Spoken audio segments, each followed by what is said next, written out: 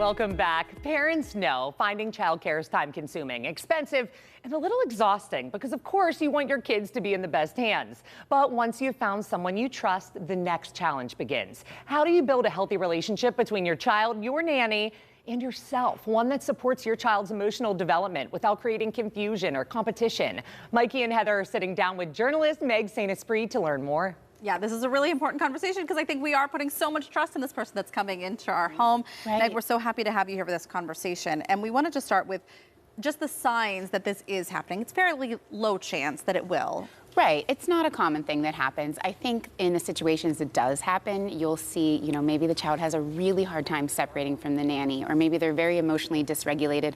When the shift changes for the day, when you come home from work and all of a sudden, there's different patterns, there's different routines because maybe you and the nanny are not on the same page, or they're not kind of respecting what you've set out for your family. So you start to see that your child's just off kilter, and that's a sign that maybe you need to have a conversation. Okay, that makes sense. I love my nanny. I think that we have a really good relationship, and she does a really great job with my son. But I think it's a healthy relationship. How do you know if it is? Yeah, and that's the thing. And we, this was our first summer without a nanny, but we had Madison for a couple years. We loved her, and our kids were bonded to her. I think you want your kids to be bonded. Mm-hmm. I think that shows that they have a healthy ability to connect to teachers, coaches, caregivers.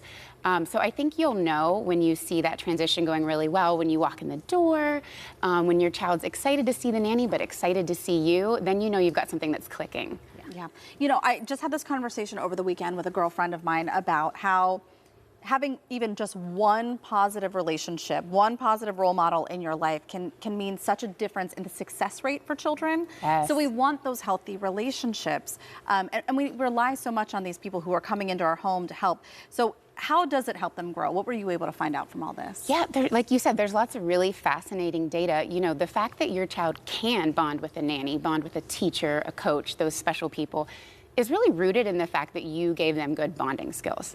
Right. So it's really showing that they have learned from you to trust adults, within reason, of course, stranger danger, et cetera. Right, we want to keep some things in place, right. But you've given them a firm foundation that there's good adults out there that are trustworthy and that care for them. So it's really a reflection on your good parenting if your kids can bond with someone else. Yeah, and how can parents further that relationship between their kid and the nanny?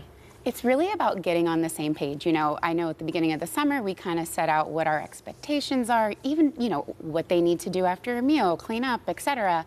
And that way the nanny is reinforcing our family values and our family rules rather than competing with it. So it's really just about communication.